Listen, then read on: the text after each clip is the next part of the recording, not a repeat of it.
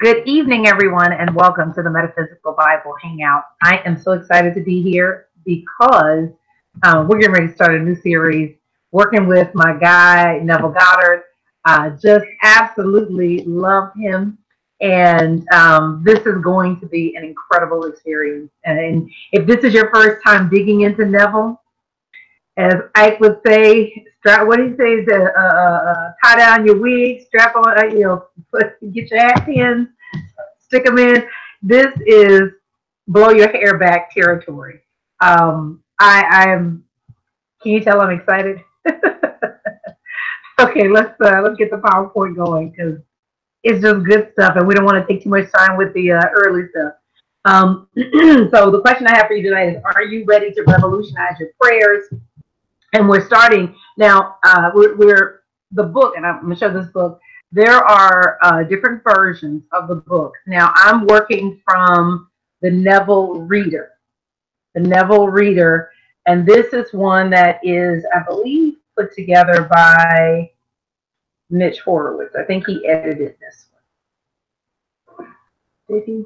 Is he the editor? I don't want to say he is and he's not. But I think, and this one is published by Divorce. You know, it doesn't say. He writes the introduction. He writes the introduction for it. So, but the Neville Reader, that's the one I'm working from. But there are other compilations of Neville's work. And so you just want to get the one that definitely has prayer, the art of believing. I just learned from Ray that there happens to be something called what is it called, Ray? The Complete Reader, Complete Neville. And that just sounds like heaven to me. So that sounds like something to add to the library. So anyway, definitely put that in the chat so I can say that out loud. All right. I'm sorry. That's called Neville Goddard, The Complete Reader. Neville Goddard, The Complete Reader. Perfect. Thank you for that. Thank you. Two different versions of it. Okay, which one? And I'll supply everyone with the link. Perfect. Okay, great. Thank you. Sure. All right. So tonight, the first chapter in the book, The Prayer of Art of Believing, is called The Law of Reversibility.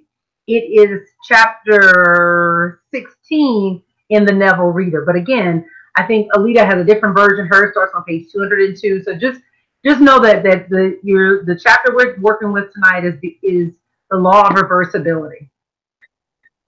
All right, so few announcements just to get started. We're going to have opening prayer. We're going to talk about prayer as an art form, and then we're going to get into like the first skill that you need in order to really master prayer. And then we're going to talk about how to develop a controlled imagination. And then Q&A, of course, ask questions throughout. So I think it's always important to know why you do what you do, or why whoever you're working with is doing what they're doing. This for me is about depositing a single idea. That through all of the things that have happened in my life, I started this class before I was in seminary, and I'm so interested in depositing this idea that you are divine, that you are so much more than you ever imagined yourself to be. And you are God in expression.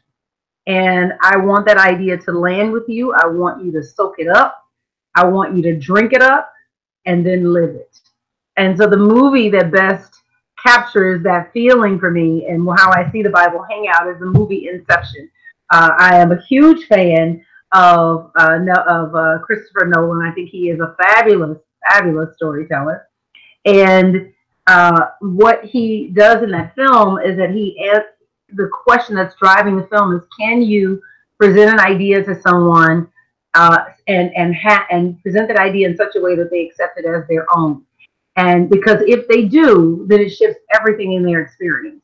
And I know that if you accept the idea of your divinity, really, really, really accept it, that I am divine, that what Jesus says about himself, I can say about myself. That what Jesus can do, I can do.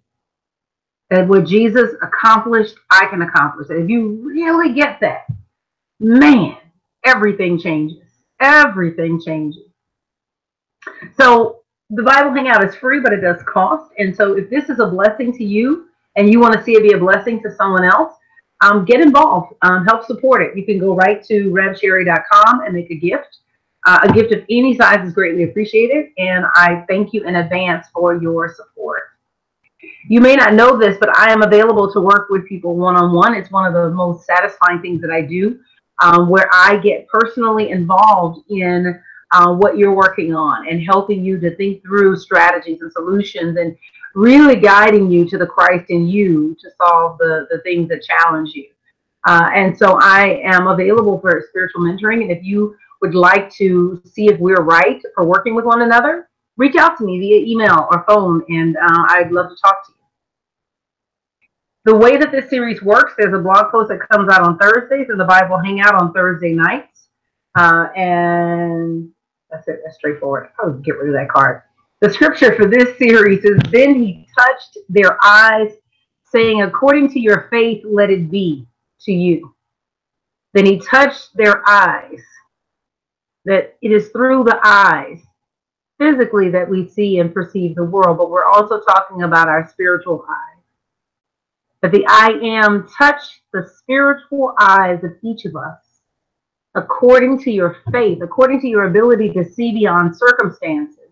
Let it be to you. How far can you see? Because whatever you can see, it shall be for you.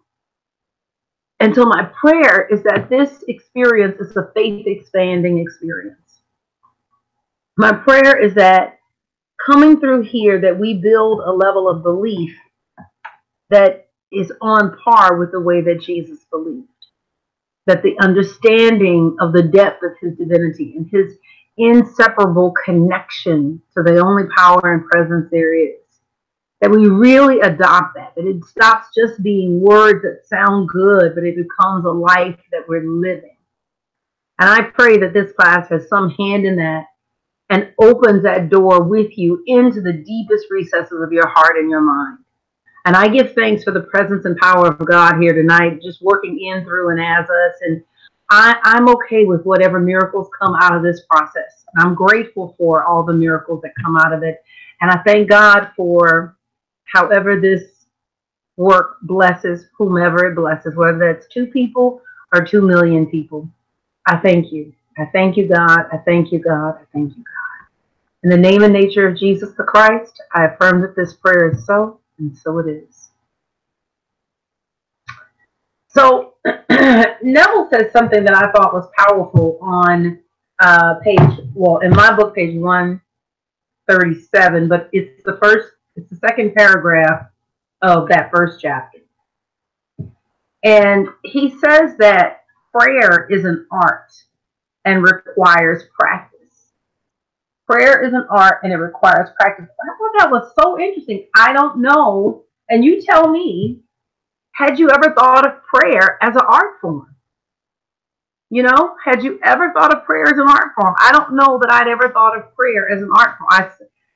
No, I can say with clarity that I never thought of prayer as an art form. You know, when I think of art forms, I think of fine art. I think of dance, performance arts. I think of martial arts. I had never put prayer in that category of what you call art. I'd never put prayer in that category, but you know, the purpose of art is to communicate. And so it makes sense that prayer would be considered an art form because it's the way that we communicate with God. But the thing that I thought that was so powerful is that he talks about the skills. He talks about like you got to practice prayer. It's an art and you got to practice it. Same way you would practice the piano, right? And there are things that if you were going to become a master at playing the piano, that you would have to master in order to become an expert in that art form. And so working with this idea of prayer as an art, then there are skills in this art form that you need to master. And he lays them out in that second paragraph. He talks about controlled imagination, inner tranquility, peace of mind, and faith. Controlled imagination, inner tranquility, peace of mind, and faith. And this is what he says. He says, prayer is an art. I'm reading from page 137 in my book. He says, prayer is an art and requires practice.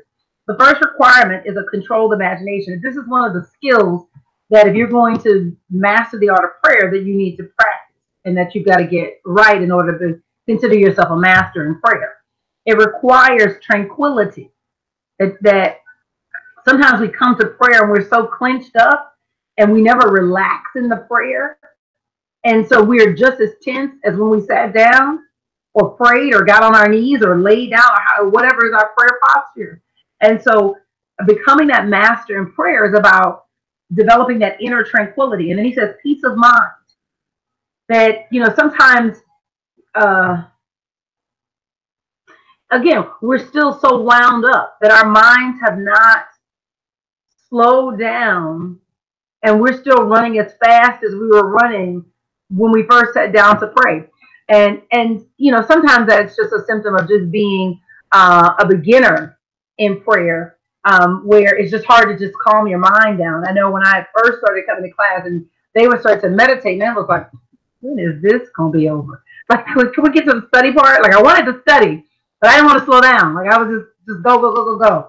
And so you gotta do that, right?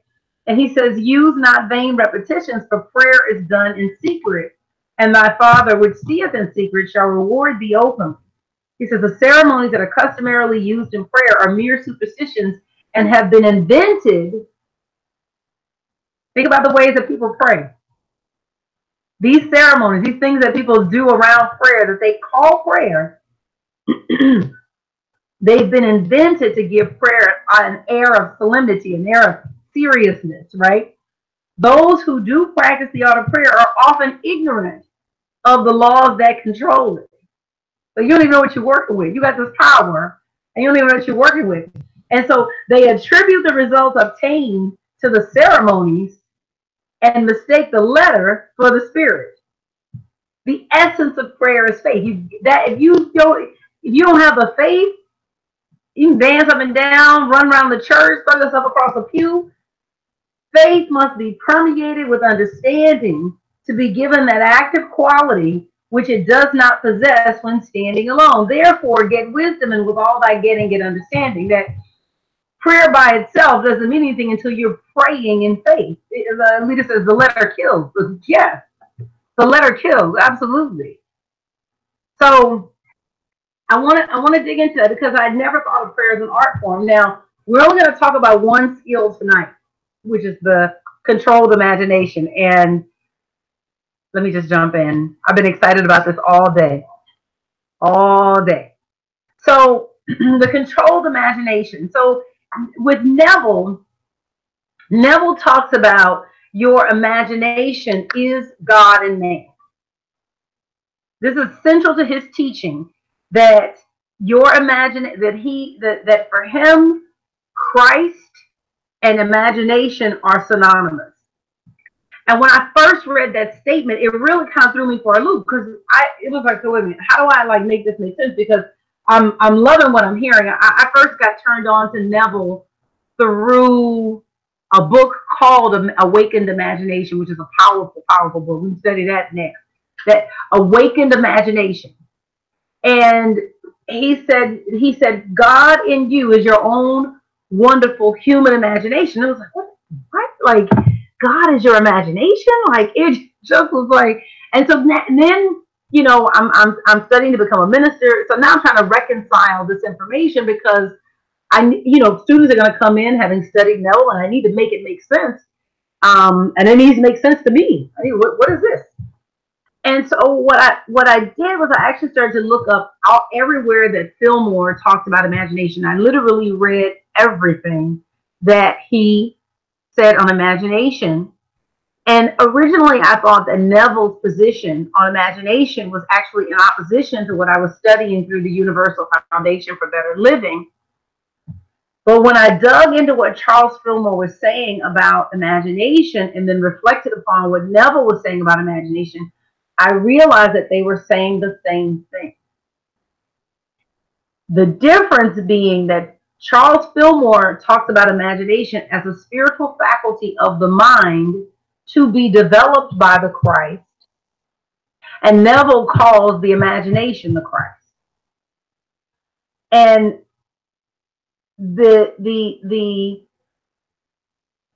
in my opinion, it ultimately boils down to semantics. You say potato, I say potato. Because both of them agree that the secret to answered prayer is accomplished through a controlled or a disciplined imagination. A controlled or a disciplined imagination. So let me take a minute and just kind of explain what I mean by controlled imagination. So that often what happens with our imagination is that our minds run everywhere. Most times we're not observing our thoughts, but when we do observe our thoughts, it's like, oh my God, where'd that come from? What are you thinking about? What's going on in your mind? That most of us are not observing our thoughts during the day. And so who said this? Was it Neville? I think it was Neville that said, if I were to follow you around and I had some way to capture all that you think during the day, it would no longer surprise you why your day may go south. That there is this running commentary, the imagination, this running commentary, the mind is constantly going. And for most people, it's beneath the surface of expression and beneath the surface of their awareness. And so they're completely unaware of it. They don't even know that it's happening, and yet it's there. And they call it a train of thought, right? Because the train has left the station and it's running down a road thinking about whatever it's thinking about. That's your imagination. Now, the challenge is that most times it's just undisciplined. We're not managing what it's thinking about. We're just letting trains of thought run through our minds unsupervised. And the thing about the imagination is that it is perpetually creative, always creating. It never turns off. And so I'm getting ahead of myself because this is part of the later part of the lesson. But with the imagination, is that it's undisciplined, it's untrained. And, you know, I call this a guarded moment, meaning that, you know, I'm on my P's and Q's, I'm teaching, I want to make sure I say the right thing. So I'm, you know, this is true for me, but it's, you know, my words are carefully practiced because I've been preparing the lesson. But there are those unguarded moments when, this is true story, you're in an Uber, this is Tuesday night, you're in an Uber, the house you just left, you had an allergic reaction to the dog, and so you had to take some Benadryl, and you take the Uber pool, and somebody does ding and get a ride, and the person who gets a ride shows up at the door with a service dog. I'm like, can you move to the front seat? Okay, that's an unguarded moment. That I wish I could tell you, life is unfolding harmoniously and wonderfully, and yes, I'll move to the front seat as I'm coughing up a lung. Are you kidding me? I'm sitting there like, really? Like, this is happening right now? So we all have those moments where the imagination is unguarded. Where does it go when it's unguarded? What streets do we run down? When you're in traffic and somebody flips you off, right? You weren't paying attention to them. You didn't realize you crossed over in front of them or whatever. Or maybe you did. Maybe they're not letting you over. Where does the imagination go then? It's in those moments that the imagination goes where it is practiced to go. In those moments, the imagination runs where it has practiced going. And the thing is that the imagination is always creative. Always, always, always creative. Hey, everybody, I'm just checking notes. Ray wrote, change your concept of yourself and you will automatically change the world in which you live. Do not try to change people. They are only messengers telling you who you are. Revalue yourself and they will conform to the change. Yes. Yes, yes, yes. Yes, yes, yes.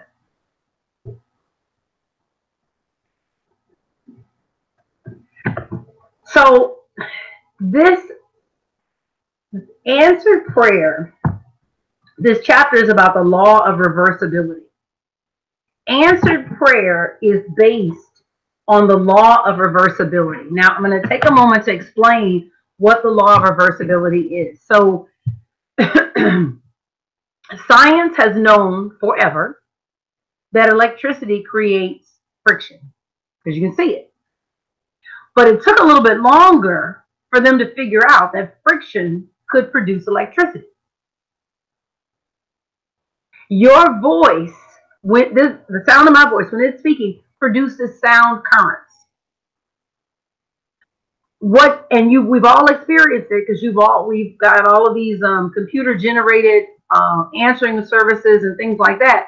Sound currents can be turned back into a voice. Every process is available, or reversible, excuse me. Every process is reversible. Heat will produce mechanical movement. In reverse, mechanical movement will produce heat. So every process can be reversed.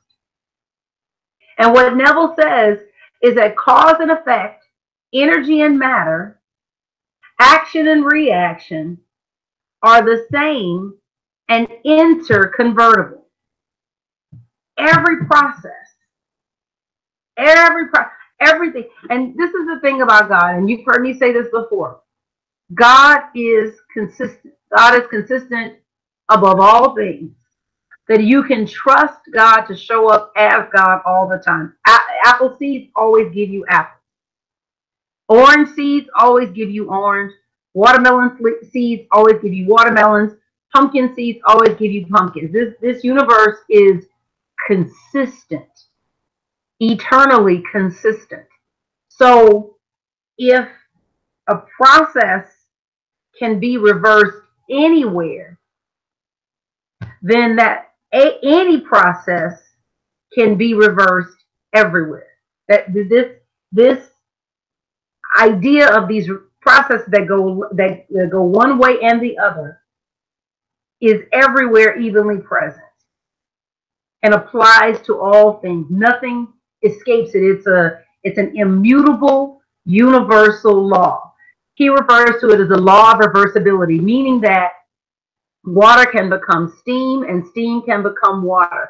And it's not restricted to only happening in one area of the world. Throughout the entire universe, depending on the conditions, you'll either get water or steam.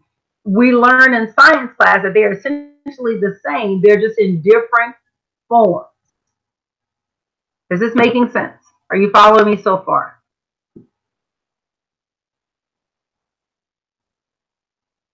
Joe says, okay, so what do you do with the running commentary that will not go away? You can't stop the commentary, Joe. You can't. What you do is you train the commentary, and we'll get into that. You train you can't stop the commentary. What you do is you train the commentary. So this is what prayer is about. But people so focused on getting stuff. What you're praying for is the mindset, right? What you're praying for is the right way to think. I don't want stuff, because if I got the right mindset, I'll produce all the stuff. So it's not the stuff that you're looking for. I'm looking for the right way to think about life. I'm looking for the right way to think about money. I'm looking for the right way to think about health, to think about relationships. I want my imagination to go to places that produce healthy relationships. So that when my guy says something left of center, I don't go left with him. Reverend Della told this story. She said, Franklin sit down at the computer and he works all the time. and sometimes she wants attention. And so it used to provoke fights. Why are you at the computer all the time? I need your attention, blah, blah, blah. And she said, but listen, I'll learn anything from anybody. I'll let a dog teach me if I can learn something. And so they had all of these little Shih Tzu dogs. They're dogs. So I think Mitzi was the name of this dog. And so what Mitzi would do is that Mitzi would go over to the desk where Franklin was, and his hand would be on the mouse, and Mitzi would knock his hand off. Franklin would say, stop, Mitzi. And then Mitzi would come back and knock his hand off. Stop, Mitzi. And knock his hand. Stop, Mitzi. And then finally, the dog didn't give up. Franklin had to give up. And so then he would pick up the dog and hug the dog and give her attention. And then she'd be fine and going around her way. And Reverend Ella said, I'm going to let a dog teach me. So instead of getting into a fight for not getting the attention that she wanted, she'd just go up to the computer and just knock his hand off the mouse. Knock his head. Stop, Della. Knock his hand. Until finally it was like, okay, let me take some time and give you some attention. I want the imagination that leads me to right action. If you could get into the idea that I don't have to fight to get what I want, that I can have the relationship that I want without a fight. I can have the money I want without a struggle. I can have the happiness that I desire without drama.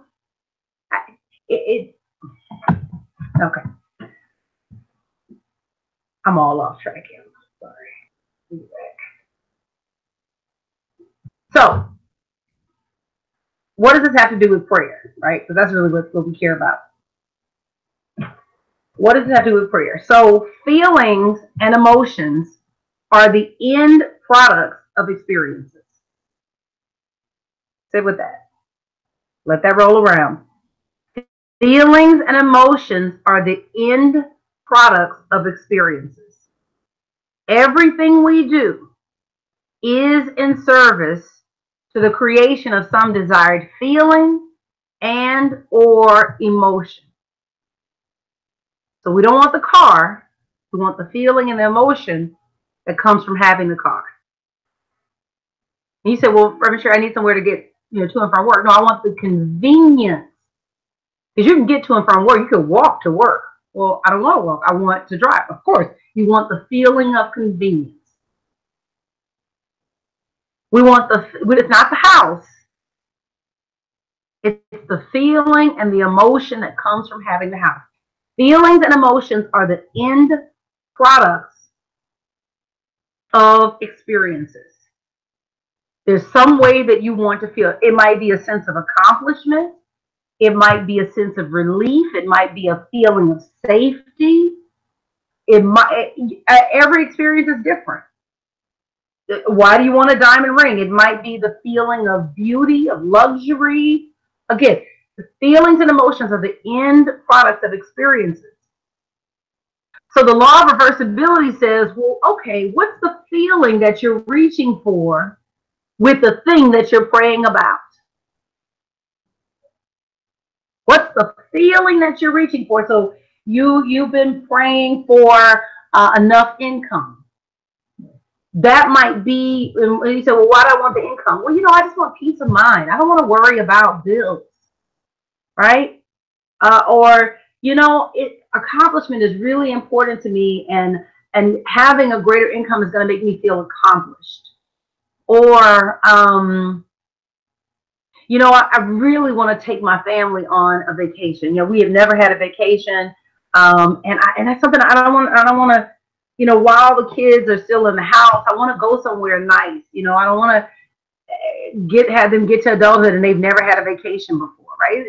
The feeling is different for everybody, but the feeling and the emotion is the end product of the experience. So the law of reversibility says, what are you going for? What you reaching for?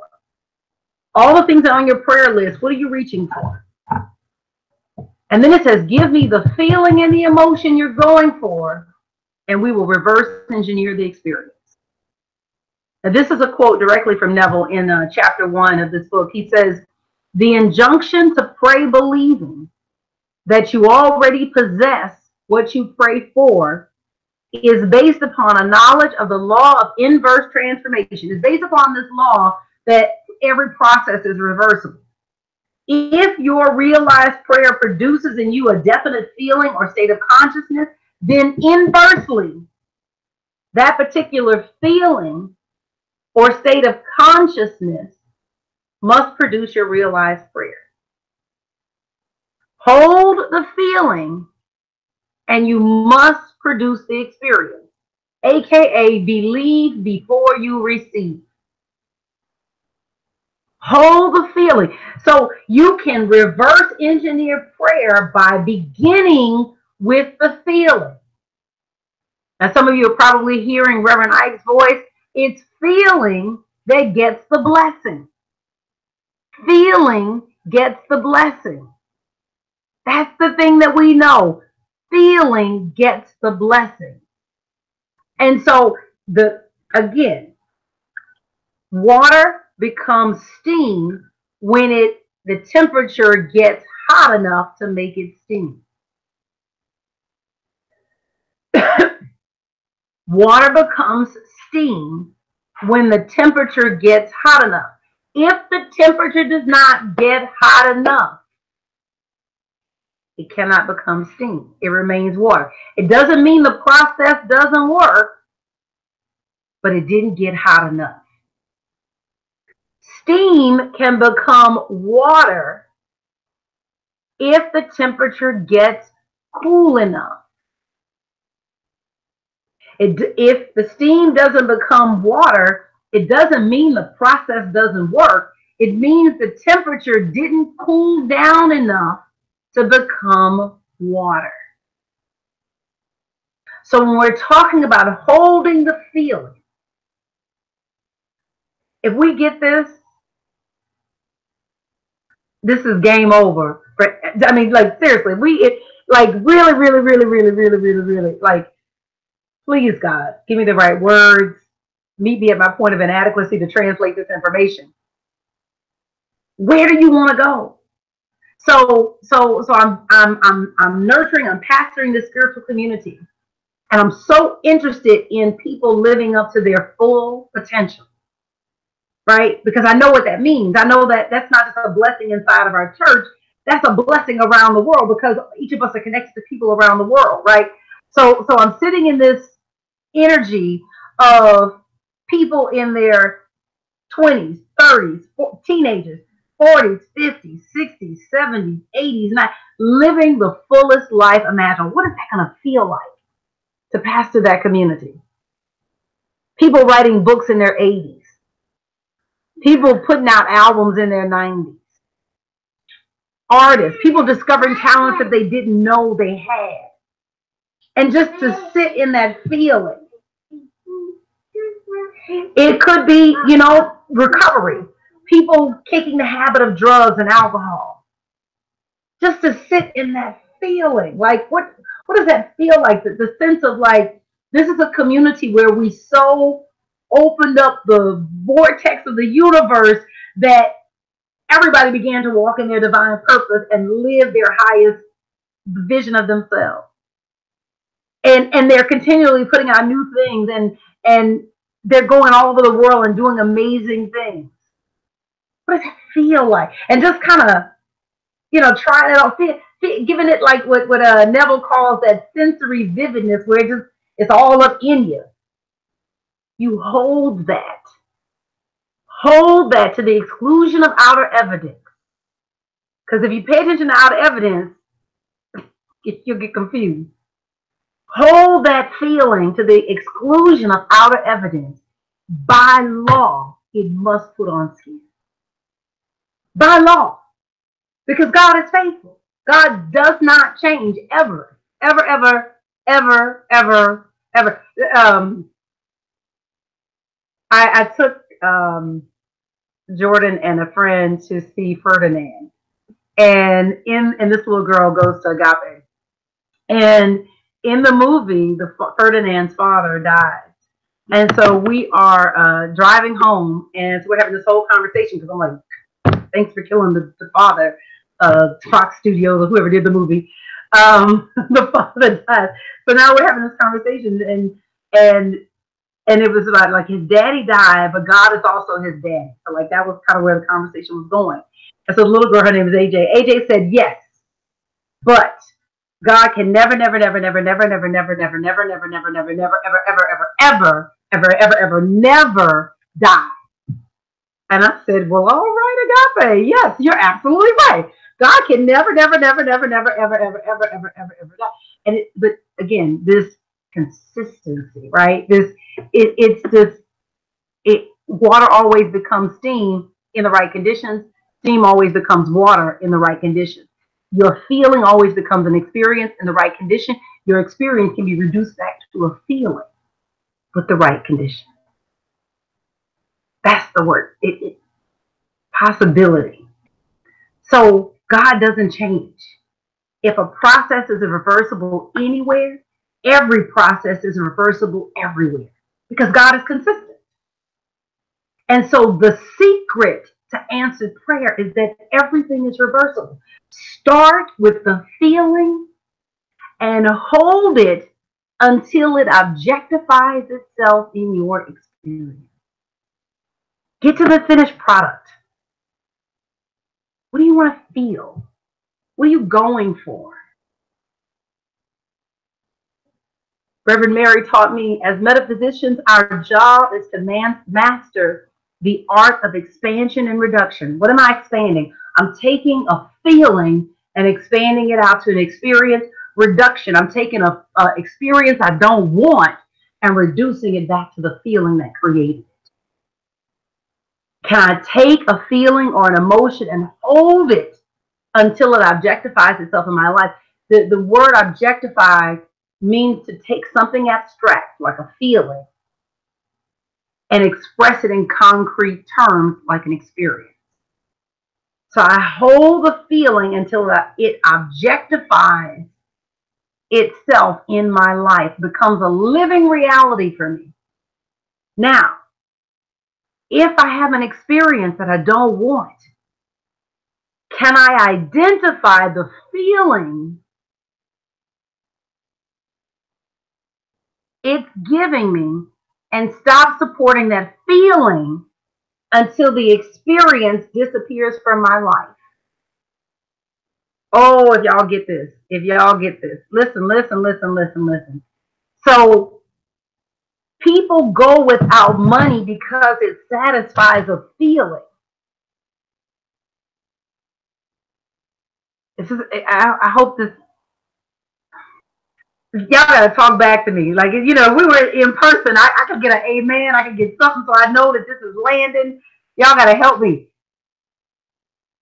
Every experience is satisfying a feeling that you are holding, and it's giving you what you want. Sometimes people are married to the feeling of being a victim. And so they create experiences around them that help them feel like a victim. Think about whatever it is that you do not want in your life. Ray says, giving us what we are conditioned to believe. Yes. A great book for this is this book, Breaking the Habit of Being Yourself. What we know from science is that when the feeling is in the body, you can become addicted to a feeling. So sometimes you are married to the feeling that comes with not having enough.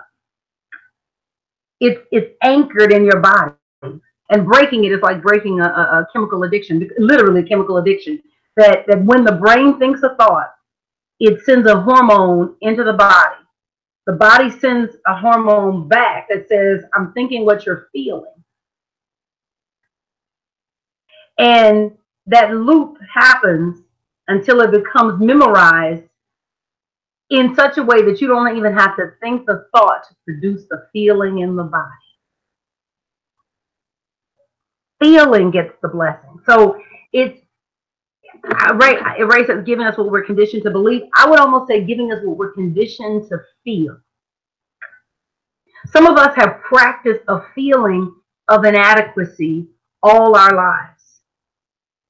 And what makes it so hard to break as an adult is that everything in our universe supports it.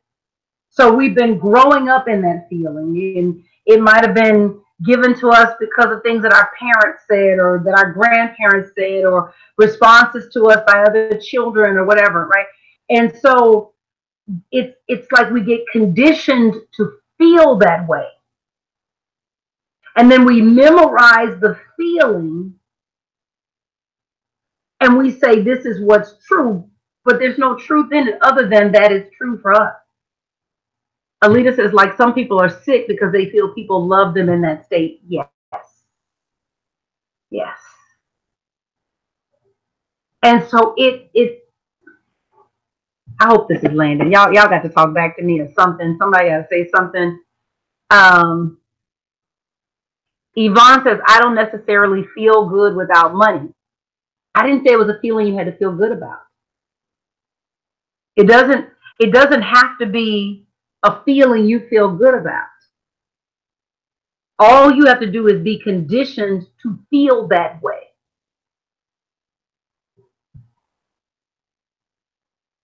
Yes. She said, I've heard that, Yvonne writes, I've heard that prayer is a feeling from Greg Braden and the Heart Math Institute. I've been trying to practice the feeling. So we're going to get into that. So what I'm trying to say is that the feeling is practiced and it gets memorized by the body to the point that you don't have to do anything to make yourself feel it. It becomes automatic, almost like second nature.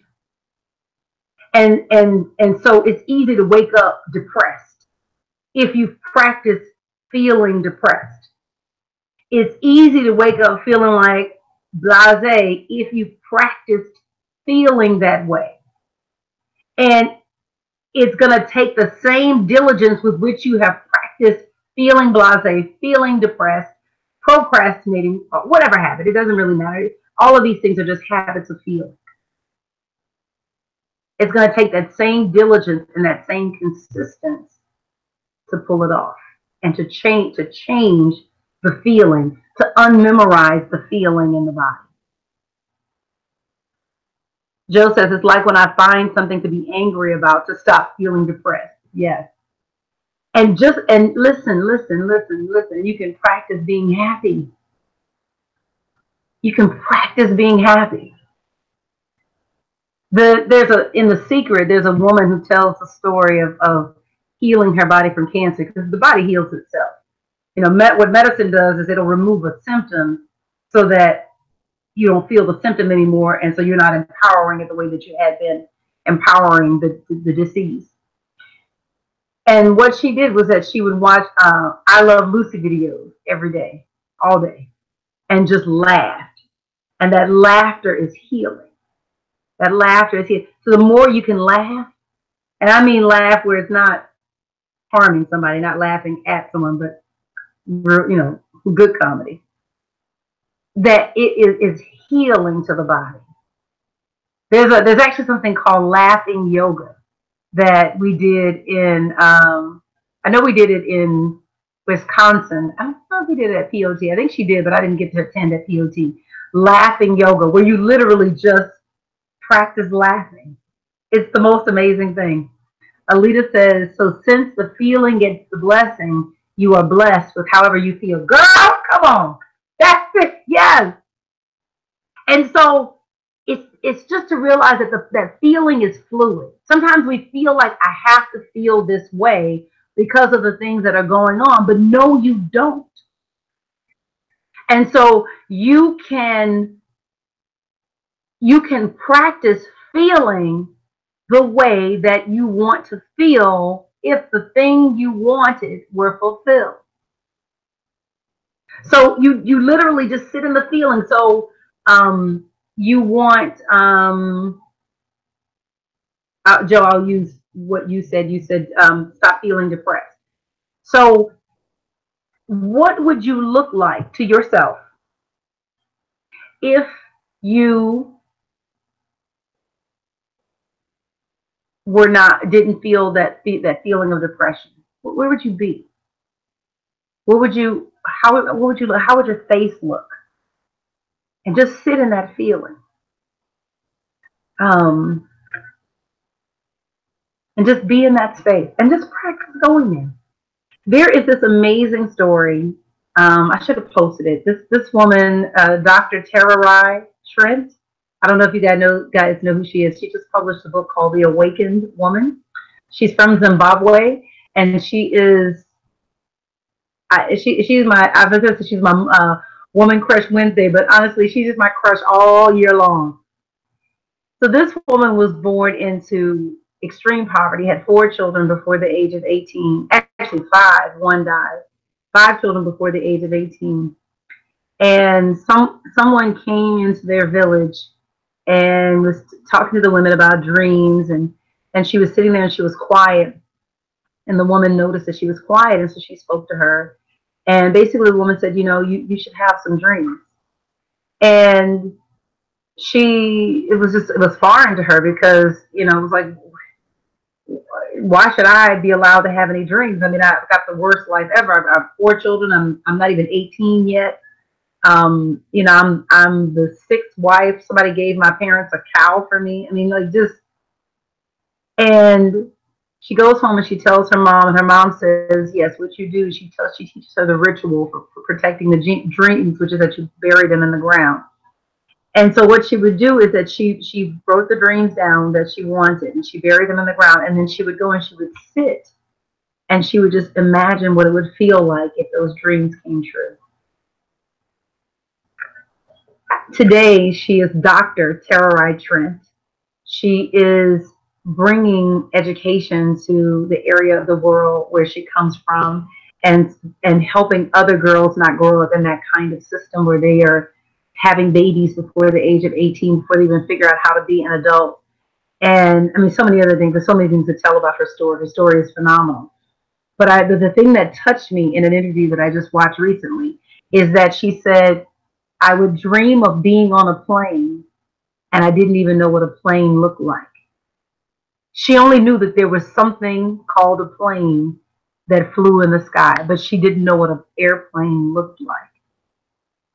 You don't have to know what the end result looks like. You just got to know what it feels like. And she would sit in the feeling. And in her mind, she worked out this idea of coming to America. She would sit in the feeling. And she talked about getting her GED.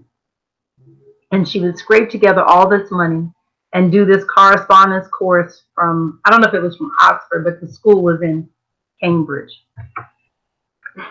And she would work so hard, and it would come back and she would have failed. And I've forgotten how many years, but it took her so many years to like get a GED. And then she would muster up the courage to begin again.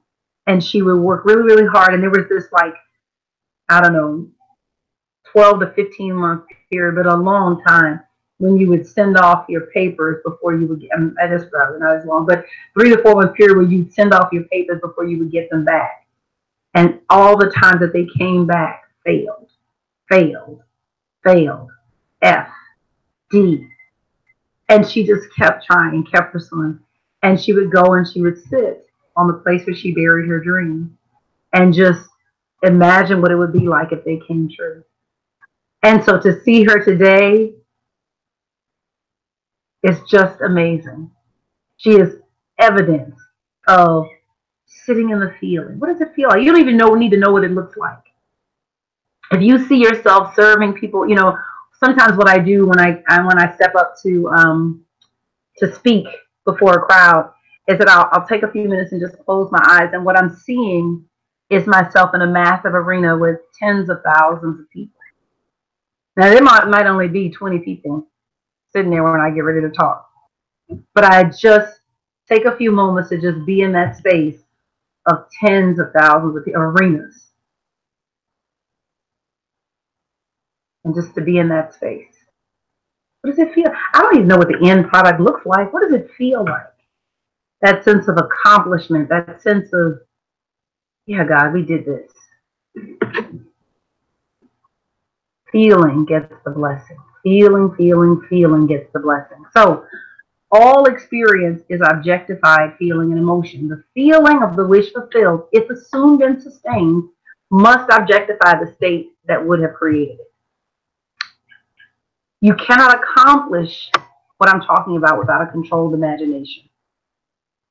You got to work on your imagination. You cannot accomplish what I'm talking about. This is not willy-nilly prayer. This is not, God, I hope something will happen. This is called, God, you and me are partners, and we about to do this. The feeling of the wish fulfilled. What's the dream? The feeling of the dream fulfilled. If you assume it and sustain it, it has to put skin on. It has to put skin on. That's the law. That's the law of this universe. And so to allow your imagination, this is a quote from Fillmore, to allow your imagination to drift into daydreams never brings anything to pass. To allow your imagination to drift into daydreams never brings anything to pass. He says ideas must be worked up into living, breathing, thinking things. It's like you got to put skin on it. You've got to make it real for you even before it becomes actual for you. And so you can't work up an idea into a living, breathing thing until you learn to control your imagination. Until you learn to control your imagination, that's it. Until you learn to control your imagination, it's just, there's nothing you can do with this. So don't let your mind run all over the place, because you waste your creative power on forms that are not worthy of the energy of God that indwells. Your imagination never stops creating. Fillmore says, whatever we mirror in our minds becomes a living, active thing. So many times we thoughtlessly bring into expression stuff we don't really want. But we are ignorant to the way that life is created, and so we believe something is being done to us from an outside force. And in reality, we create our own experience. When you allow your imagination to run on in a thoughtless way, you set yourself up for experiences that you don't want. These are some things that you can stop doing that will work wonders for your imagination. Stop watching the news. Stop watching the news. Stop gossiping. Stop having conversations about your shortcomings. Stop reading negative information about yourself and the world. All these things become fodder for your imagination. And because your imagination never rests, these negative habits become the raw material for future experiences. Everything you take in becomes the raw material for your imagination to work with, because it's in a perpetual creative state. And so it's just grabbing everything that's in the heart. That's why the scripture says, create in me a clean heart, O God. Renew in me a right spirit. I need a clean heart and a right spirit, because I got to get this imagination under control. I'm out here creating days of our lives, dramas that are better than some soap operas. So I want to share with you what I do. And I want to tell you that there are many schools of thought on how to develop a controlled imagination. Many, many, many things, right? Rather than create this exhaustive list, I thought it may be helpful to share with you what I'm working on. And this is an evolving process. So I want to say that I started with just a meditation in the morning, and then it's grown to this. Okay. So, and I treat the process of disciplining my imagination the way that I do physical workouts. I know that I have to be in the gym a certain number of days per week and doing a certain amount of exercise. And if I hit that minimum and manage my diet, I can trust my body to look the way that I want it to look. And so I take that same approach to disciplining my imagination. So I have what I call a morning habit stack. Now, this habit stack originally started as just a meditation. Literally, it was a 5-minute meditation. That was the morning. now it has expanded. So, you know, as I read things, as I learn things, I add stuff. So I have what I call my personal wealth commercial. And I'm trying to think if I have that handy. I can read that to y'all. So I'll tell you, so some of what I do in the morning, I'm checking for comments. Brenda says, how does visualization work in this process? So visualization, so the whole point, this is why I brought up this book. So I even stopped calling my visualization and started calling it a mental rehearsal. What he talks about in this book is awesome, by the way. Excellent book to add to your library. What he talks about, he calls it a mental rehearsal. And I'm looking for the page. I didn't have this marked, Brenda, but since your question brought it up. He says, he was talking about his daughter, because he taught his daughter to use this technique, which is, and he talks about the mental rehearsal, but what you're working on is the feeling. What you're working on is the feeling. And this is what he says on page 26 in Breaking the Habit of Being Yourself. He says, can you give thanks and feel the elevated emotions associated with a desired event before it occurs? Can you imagine that reality so completely that you begin to be in that future life now? In terms of quantum creating, so this is all about quantum physics. In terms of quantum creating, can you give thanks for something that exists as a potential in the quantum field, but has not yet happened in your reality? So it's where you are giving thanks for the answered blessing before it shows up. If so, you are moving from cause and effect to causing an effect. When you are in a state of gratitude, you transmit a signal into the field, we would say into the universe, into God, right? That an event has already occurred. Gratitude is more than an intellectual thought process. You have to feel as though whatever you want is in your reality at this very moment. Thus, your body must be convinced that it has the emotional quotient of the future experience happening to you now. So, Brenda, when you say how does visualization work, that when you're doing, I like I said, I stopped calling it visualization because visualization had like a connotation to it, and it was hard to do, and I couldn't get a clear picture of what I got from this book and what helped me. So that's why I want to tell you this process of my morning habit stack is evolving as I get educated and as I learn more things. I started calling it my mental rehearsal, and so I take 5 minutes and I mentally rehearse a feeling should the thing that I want be completed. So, for example, I'm in the process of paying off a debt, and I've made a commitment to pay off this debt, but I've made commitments to pay off debts before and then gotten off track because something comes up and I don't have the cash flow, and then all of a sudden I'm off track and now I got to start over again or pick up where I left off. So what I've been doing this time is that in my mental rehearsal in the morning, I literally set a timer for 5 minutes, and I just sit. I journal. I'm a writer, but you can do this without writing. And I literally just sit in the feeling of what it would feel like should I keep the commitment that I've made to pay off this debt and get rid of it. And I feel I see myself, I see the outfit that I'm going to have on the day that I make the last payment. I see what I feel like I'm going to look like and how my face looks and the feeling of what it's going to feel like to make that final payment. And the sense of just peace and accomplishment. I just sit in that space and I just allow myself to be in that. That's why I call it a mental rehearsal, because I am living in the feeling. Now, what happens, this is not part of tonight's lesson, but this is what happens is that you reach a point where the mind accepts the idea. And what it has felt like for me in the past it's like just this click inside. It's like 1 minute it was something I was hoping for, and 1 minute it was something I knew was going to happen no matter what. It just, when I got ready to buy the house that I live in now, I had read Rich Dad, Poor Dad.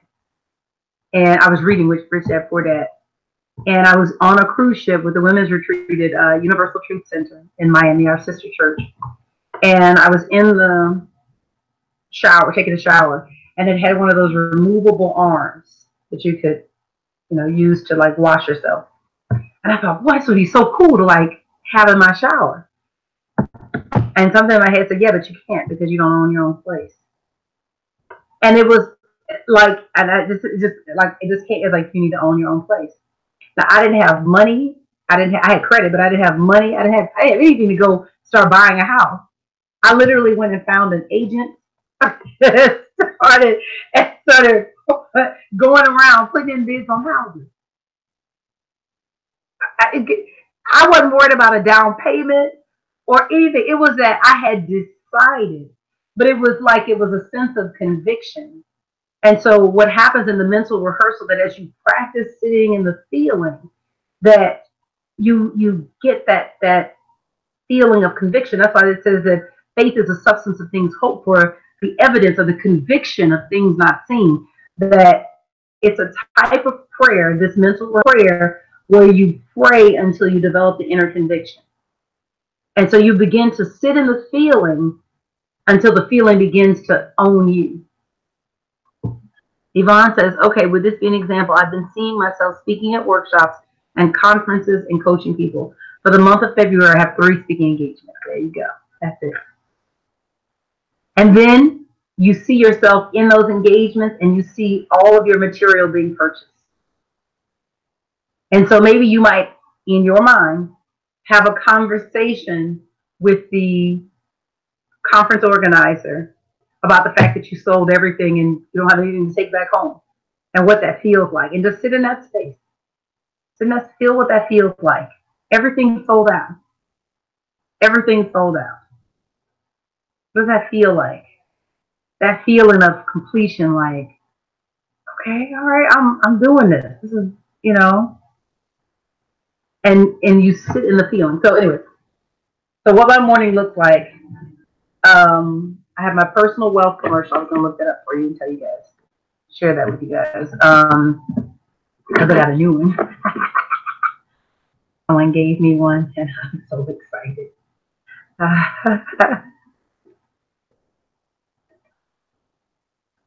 It is kabam.com. Like, so listen to this. Hey, come on, don't take forever. Don't take forever. Okay. All right. So this is my new commercial that I do in the morning. I am a son of God. I am made in the image of God. I am made in the likeness of God. Everything that Jesus Christ was, I am. Everything that Jesus Christ said about himself, I can say about myself. Everything that Jesus Christ did, I can do, and even greater works.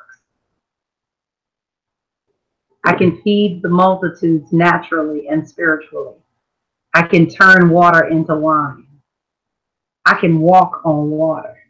I can speak to the elements of nature and they obey my voice. I can speak to those things which be not as though they were until they are. I can do all things through Christ who strengthens me. I am a powerful preacher. I am a talented teacher. I am an anointed apostle. I am a wonderful songwriter. I am a powerful praise and worship leader. I am an excellent establishmentarian. I am a powerful people developer who lives a holistically healthy, balanced, and well-rounded life. There is a multi-billion-dollar idea in my mind, in my mouth, and in my hand. There are multi-billion-dollar ideas in my mind, and I have the creativity in my heart to bring them into manifestation. It is changing billions of lives and impacting thousands of communities for good. I make people better. It is bringing billions of dollars to me, to my family, and all those who are connected to me. God promised me the increase of the 5, the 50, the 500, and the 5,000 in the miracle buildings. Regardless of circumstances and appearances, God is not a liar. It is so, and so it is. Don't you love that? I love that. That's my new commercial. That's my new commercial. Alita says, do you do it in the mirror? Absolutely. At 100%, I get in the mirror. So I start with the personal wealth commercial, and then I sit down and I do my meditation. And then I do my mental rehearsal. So right now I'm working on paying off a debt. And so I see myself in that space with the debt completely paid off. Then I do what I call my prosperity conditioning. And so I take my money poems that I have to put on cards. The Thursday poem that I did today. And I go through the cards, just read them to myself. And then I do a gratitude exercise. And then I read. And right now I'm reading Grit, Angela Duckworth. Excellent book. Cannot stress that enough. That's a good book to have. So that's the morning. That takes about 45 minutes. So you know, that's the morning. And now I don't have an accountability partner. I am my own accountability partner. So I have an app on my phone called 7 Weeks. I've talked to you guys about it before, and I checked off those things and say that I did it. During the midday, this is new. I mean, I'm learning to do this. So I'm learning how to manage my transitions between projects, because sometimes I would get to the end of the day and I'll be so exhausted. But what I do now is I work in 25-minute to 30-minute blocks. And I literally set a timer, and I work in those blocks. And what I'll do is that I'll work in those blocks, and then I'll take a break, and I might do a devotional with like the Science of Mind magazine. So literally what that looks like is, today is February 1st. Set the timer for 5 minutes, and I read it, which takes about 60 seconds. And then I just, whatever comes up. And I might say a prayer about what I've read, or I might just kind of sit with the feeling of what I'm feeling. I also use the Daily Inspiration, which is a periodical from the Universal Foundation for Better Living, and the Daily Word, which is from Unity. And so I just kind of rotate between those. That's during the day. So what that looks like is, so today was mainly working on the blog post. A lot of times I have multiple different things that I'm working on. But even working on the blog post, and preparing for tonight, I will set the timer for 25 minutes and get as far as I can. Like, I'll have a goal for that 25-minute block. It might be just digesting the material, figuring out my point of view on the material, or whatever, you know. And then another block might be working on the graphic for the blog post, or, you know. Another block might be editing what I wrote. So it just depends. And then I set that timer for 25 minutes, and then I work through it, and then I take that 5-minute break. Now, some breaks are just bathroom breaks, 5 minutes. Some breaks are coffee breaks, and then some breaks are, you know, sitting with a devotional, right? I found that if I do that, that will renew my energy. It'll make me feel better. And when I sit down to work again, even though it's been only 5 minutes, I'm refreshed. So that's what I do. Now, this is the newest part, and I'm doing this because, again, I'm so deeply interested in programming my mind and controlling this imagination. So I have an evening habit stack. And what I do for the evening habit stack, now this only takes about 30 minutes. I do a 5-minute devotional. I write down 3 things that I learned today, because I feel like I want to condition my mind that I'm always learning from God, and God is always teaching me. Every day God gives me a new puzzle piece that manifests the life that I'm calling forward. And so I try to get a record of what I learned. And then I write down 3 things that made today great. And then I do forgiveness.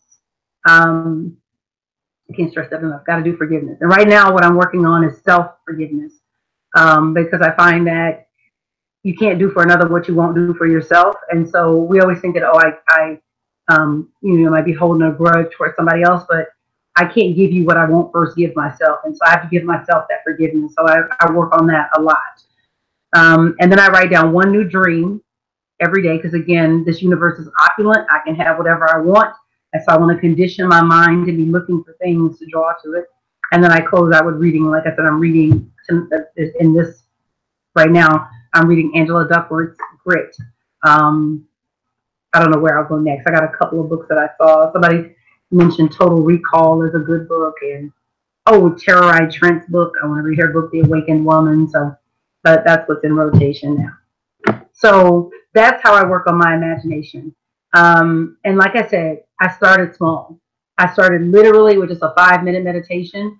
And then as I read and learned and studied, I started adding other things in, but I didn't build up to this.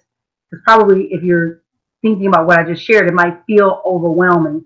But I want to be clear that I've built up to that. I've been working at this morning habit thing for a number of years. So I literally started with just a meditation. And then I added just writing down gratitude. And then I added, I got to do this abundance work because I'm working on my mind with the abundance. So I added the abundance piece. And then I was having trouble figuring out getting my reading in because, leaders are readers. And everybody that I admire, from Oprah to Warren Buffett to Mary Tumpkin to Johnny Coleman, they're readers. That's what they are. Reverend Ike, something Rev Kev said to me, because he knows the family, as he said, Reverend Ike always had some book open. So you'd always, when you go in his study, you'd always see what he was working on and what he was studying. And so he was a reader. So the people that I admire, the people whose work impresses me, are readers. And I've been having trouble getting my reading in. And so I added it to my morning habit stack. And then, so this has been an evolving process. The evening habit stack, I just added January 15th.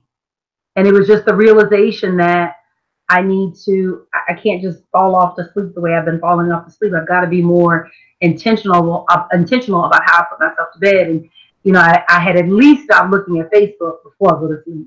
I kill that habit. But I realized that I wanted to be more intentional. And so I started looking and saying, okay, well, what would an evening habit stack look like? And so I just started to kind of put it together. And it's very simple. I imagine that it's going to evolve. And I'll let it. But again, it's just like working out, that my body is efficient because of my workout schedule. My mind will be efficient because of my imagination practice schedule.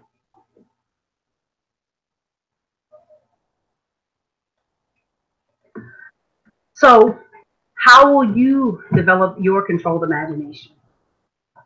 What is one thing that you can implement to get your imagination under control?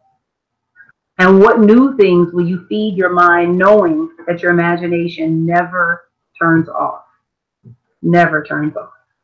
And if this webinar helped you, please subscribe and please share it with a friend.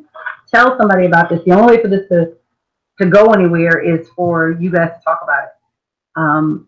And I thank you for sharing, spreading the word. Any questions?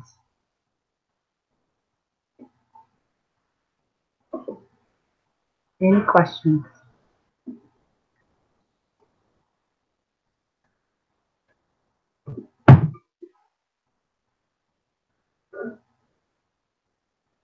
Thank you guys so much for tonight. Next week's chapter, I'm telling you, that Neville is a game changer. The dual nature of consciousness. The dual nature of consciousness. And the thing about these chapters is that they are small. There's like 3 pages, page 140 to page 142. So 3 pages, but it's 3 pages of just pure magic. Gotta love this dude. Alita says, I like to do mine at night because I let things roll over in my mind. It puts me to sleep and I think of it when I wake up during the night. Yes. The reason I'm a big proponent of the morning. And I'll tell you really quickly. So the average person over the course of a day thinks 40 to 60,000 thoughts. It is not if you're going to think, it's just what you're going to think. And so by the end of the day, some kind of garden has been planted. Now, most people are unaware of those 40 to 60,000 thoughts. It's like that running commentary. You don't know what's going on in that mind. The reason that I advocate the morning, or whatever your morning is, because you might work a night shift, is that you program yourself before you get to thinking. So before you can get 10,000 seed thoughts in the ground, you have conditioned your mind to think the way that you want to think.